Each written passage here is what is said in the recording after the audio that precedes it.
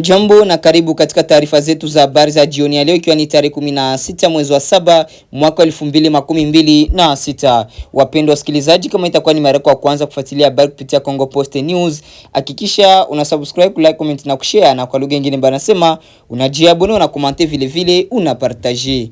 Tunawakaribisha kusikiliza matangazo yetu kutoka sehemu mbalimbali mashariki mwa Jamhuri ya Kidemokrasia ya Kongo, vile vile kwa mwisho habari tutakuunga moja kwa moja na habari za kimataifa. Mpendwa msikilizaji na mtazamaji, tunakukaribisha kukuwa nasi mwanzo mpaka mwisho ili upate kujua nini kinachoendelea nchini Jamhuri ya Kidemokrasia ya Kongo, vile vile pembe zote za dunia. Karibu. Tuende na habari kutoka mashariki mwa DRC ambako maelfu ya watu waliokimbia makazi yao kutokana na mapigano wanaoendelea kuishi katika mazingira magumu huko Kibabi, Buporo wilayani Masisi mkoani Kivu Kaskazini. Familia hizi zimesema kuwa tangu zilipowasili katika eneo la hifadhi bado hazijapata msaada wowote wa kibinadamu licha ya mahitaji makubwa yanayowakabili kila siku.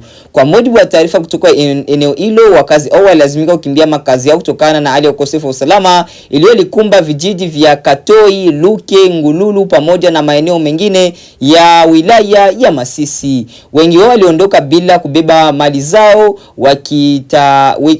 wakitanguliza usalama wa maisha yao na familia zao. Hivi sasa mamia ya familia zinaishi katika nyumba za wenyeji waliowapokea kwa huruma, huku wengine wakifadhiliwa katika makanisa na shule. Hata hivyo, hali ya maisha inaendelea kuwa ngumu kutokana na ukosefu wa chakula, malazi ya kutosha, huduma za afya na dawa na maji safi ya kunywa. Kiongozi wa watu waliokimbia makazi yao katika eneo la Kibabi, Buporo, Uzima Bya Mungu amesema hali inaendelea kuwa mbaya zaidi kila siku. Ameeleza kuwa pamoja na idadi kubwa ya waathirika, hakuna shirika la kibinadamu ambalo limefika kutoa msaada kwa familia hizo tangu zilipowasili.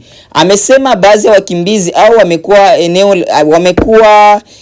wamekuwa eneo hilo kwa takriban miezi miwili hivi, huku wengine wakiwasili hivi karibuni baada ya mapigano mapya yaliyosababisha wakazi wa mji wa Katoi kukimbia tena makazi yao. Uzima Bya Mungu ameeleza pia kuwa kutokana na njaa iliyowakabili, baadhi ya watu walazimika kurejea katika mashamba yao au kusafiri umbali mrefu kutafuta chakula. Hatua hiyo amesema imeweka maisha ya watu katika hatari kubwa kwa sababu bado maeneo yao yanakabiliwa na ukosefu wa usalama. Kutokana na hali hiyo, ametoa wito kwa serikali, mashirika ya misaada ya kibinadamu na watu wote wenye mapenzi mema kuwasaidia waathirika au. Ameeleza kuwa wanahitaji kwa dharura chakula, dawa, maji safi, vifaa muhimu vya nyumbani pamoja na makazi salama ili kupunguza mateso wanayoyapitia. Wakati huo mashirika ya kiraia yanaendelea kusisitiza umuhimu wa kuchukua hatua za haraka za kibinadamu, yakionya hatua za kuchelewa kwa msaada kunaweza kuongeza mateso ya maelfu ya familia ambazo tayari zimeathirika na migogoro ya mara kwa mara katika eneo la Masisi mkoani Kivu Kaskazini. Hadi sasa mamlaka husika pamoja na washirika wa kibinadamu bado hawajatangaza hatua rasmi kuhusu lini msaada huo utawafikia waathirika. Huzuni na hasira zimetanda katika mji wa Kamituga iliyoko wilaya Mwenga mkoani Kivu Kusini baada ya mwanamke mwenye umri wa miaka 32 kubakwa na baadaye kuuawa na watu wenye silaha usiku wa kuamkia tarehe 13 mwezi wa 7 mwaka 2026. Kwa mujibu wa vyanzo vya asasi za kiraia, mwili wa marehemu ulipatikana asubuhi katika mtaa wa Kalinga. Tukio hilo limezua hofu na maswali mengi miongoni mwa wakazi, huku wengi wakizitaka wahusika watafutwe na kufikishwa mbele ya vyombo vya sheria. Katika taarifa yake ya kulaani tukio hilo, chama cha wanawake waandishi wa habari wametolea kwa amani maarufu kama AFJEP kimeeleza masitiko makubwa kutokana na kitendo hicho ambacho kimekitajwa kuwa ni kinyama na kinachokiuka haki za kibinadamu. Chama hicho kimezitaka mamlaka kufanya uchunguzi wa kina ili kubaini waliohusika na kuhakikisha wanachukuliwa hatua kali za kisheria. Kwa upande wao, mashirika mbalimbali yanayoweza kutetea haki za wanawake katika mkoa wa Kivu Kusini yameungana kulaani tukio hilo. Mashirika hayo yamesisitiza kuwa vitendo vya ukatili wa kijinsia vinaendelea kuhatarisha usalama wa wanawake na wasichana, na yanataka wahusika waajibishwe mbele ya sheria bila upendeleo. Kamituga, ambayo ni mji unaojulikana kwa shughuli za uchimbaji wa dhahabu, kwa sasa unadhibitiwa na wanamgambo wa Zalendo wanaoshirikiana na jeshi la Jamhuri ya Kidemokrasia ya Kongo. Hata hivyo, katika wiki za hivi karibuni wakazi na mashirika ya kiraia wamekuwa wakiripoti ongezeko la ukiukwaji wa haki za kibinadamu unaodaiwa kufanywa na baadhi ya wanamgambo au. Kutokana na hali hiyo, maandamano ya migomo mara kwa mara tayari imeandaliwa na viongozi wa kijamii na mashirika ya kiraia wakitaka usalama urejeshwe na haki itendeke kwa waathirika wa vitendo vya ukatili. Mamlaka bado hazijatoa taarifa rasmi kuhusu utambulisho wa wahusika wala hatua zilizochukuliwa kufuatia tukio hilo. Wakazi wa Kamituga waendelea kusubiri matokeo ya uchunguzi huku wakitoa wito wa kuimarishwa kwa usalama ili kuzuia matukio kama hayo yasijirudie. Tuende na kutoka mashariki mwa DRC ambako hali ya hofu imetanda katika kijiji cha Kanyama kilichopo katika eneo la Okondo groupement ya Wasa wilayani Walikale mkoani Kivu Kaskazini baada ya chui kuonekana kwa njia isiyo ya kawaida na kushambulia mbuzi mmoja usiku wa kuamkia tarehe 13 mwezi wa 7 mwaka wa 2026. Kwa mujibu wa katibu wa utawala wa groupement ya Wasa Muningi Nsesi Abdias, amesema kuwa ni tukio la kwanza aina yake kurekodiwa katika eneo hilo. Amesema kuwa kuonekana kwa mnyama huyo mkali karibu na makazi ya watu kumeweka wakazi katika hali ya tahadhari kubwa, wakihofia mashambulizi mengine dhidi ya mifugo yao au hata kwa binadamu. Imeelezwa kuwa ukaribu wa kijiji hicho na hifadhi ya taifa ya Maiko ambayo ni makazi ya wanyamapori mbali huenda ndio sababu iliyofanya mnyama huyo kutoka katika mazingira yake ya asili na kusogea karibu na makazi ya wananchi. Hata hivyo, sababu halisi zilizomfanya mnyama huyo kuingia katika eneo la makazi hazijafahamika uwazi. Kutokana na hali hiyo, viongozi wa eneo wamezitaka huduma zinazohusika na ulinzi wa mazingira ya wanyamapori kuchukua hatua za haraka ili kumkamata au kumrudisha chui huyo salama katika makazi yake ya asili ndani ya hifadhi ya taifa ya Maiko. Lengo ni kuzuia matukio mengine yanayoweza kuhatarisha maisha ya wananchi na mifugo yao pamoja na kurejesha utulivu katika eneo ya kijamii. Wakati wakisubiri hatua za mamlaka husika, wakazi wa Kanyama wametakiwa kuongeza umakini sasa nyakati za usiku, kuhakikisha mifugo yao inalindwa vizuri na kuepuka kutembea peke yao katika maeneo inayokaribiana na misitu. Mamlaka zinaendelea kufuatilia kwa karibu hali hiyo huku zikiahidi kuwajulisha wananchi mara tu hatua zitakapochukuliwa. Hiyo ndiyo ilikuwa ripoti yetu ya habari kuhusu hali ya usalama katika kijiji cha Kanyama wilayani Walikale mkoani Kivu Kaskazini. Baada ya kusikiliza matangazo yetu kutoka sehemu mbalimbali mashariki mwa Jamhuri ya Kidemokrasia ya Kongo, mpendwa msikilizaji na mtazamaji, basi acha nikuunge moja kwa moja na habari za kimataifa. Basi tunakuomba kuendelea kuwa nasi mwanzo mpaka mwisho ili upate kujua kinachoendelea pembe zote za dunia. Karibu.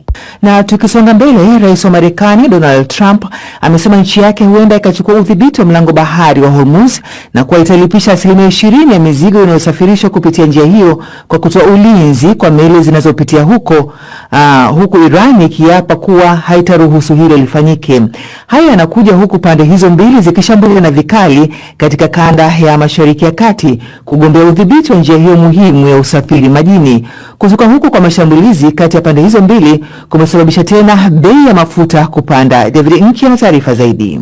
Iran inasema imezishambulia kambi za kijeshi za Marekani huko Jordan, Bahrain na Kuwait pamoja na mifumo ya rada huko Oman inapojaribu kudhibiti mlango bahari wa Hormuz. Shambulio hilo la Iran lilifuatia mashambulizi makubwa ya Marekani dhidi ya nchi hiyo usiku kucha. Afisa wa Wizara ya Mambo ya Nje wa Iran, Ismail Baghei, amesema Tehran ilikuwa ikijaribu kukubaliana kuhusu taratibu pamoja na Oman kwa ajili ya mlango bahari wa Hormuz, lakini shinikizo la Marekani dhidi ya Oman lilikuwa likizuia maendeleo hayo. Mashambulizi haya mapya yameongeza bei ya mafuta duniani kote, huku makubaliano ya kufungua tena mlango bahari Hormuz na kukomesha vita yakiendelea kuvunjika. Rais wa Marekani Donald Trump amesema kwamba mashambulizi makali zaidi yatafuata kwa Iran.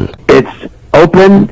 Iko wazi, tumewashambulia kwa mabomu usiku wa jana. Ni watu waovu sana na hawajitambui. Tulikuwa na mkutano nao kwa mara ya mwisho. Walifikia makubaliano jana, makubaliano muhimu sana kwetu. Hakuna nyuklia, hakuna hiki, hapana kile, hapana chochote. Walikubali kila kitu. Na kisha baada ya hapo walitoka chumbani, na kisha ndani ya saa moja wakashambulia meli ya mafuta. Nikasema, nyinyi ni watu wagonjwa.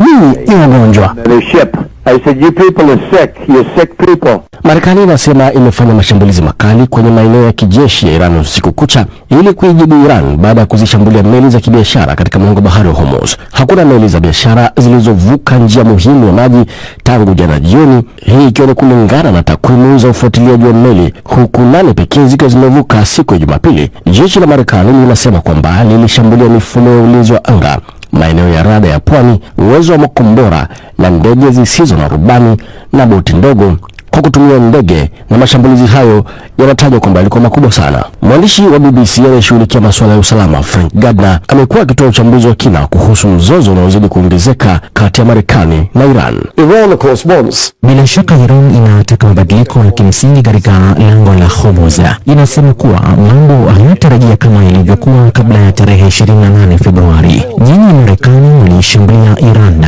hamjaweza kutushinda. Bado tuko hapa na tumegundua kwamba jiografia iko upande wetu. Hiyo ni silaha na tutaitumia. Na jambo hilo halikubaliki kwa Marekani wala kwa nchi za Kiarabu za Ghuba wala kwa sekta ya usafirishaji wa baharini. Gulf Arab states and to the maritime shipping industry.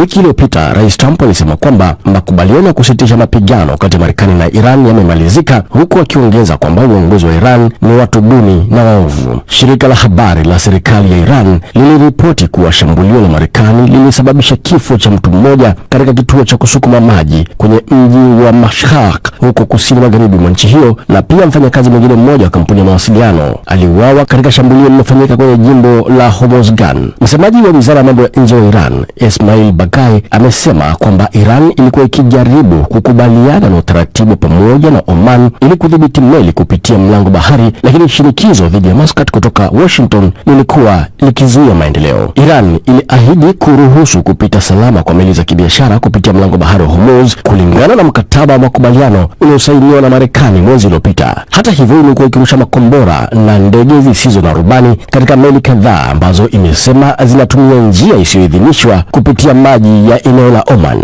CENTCOM ilisisitiza Jumapili kwamba Iran haidhibiti mkondo huo na kwamba ipo wazi kwa meli zote zinazotaka kupita kihalali njia ya maji ya kimataifa. Juhudi za upatanishi wa kikanda kutatua mzozo huo mwishoni mwa juma zilishindikana.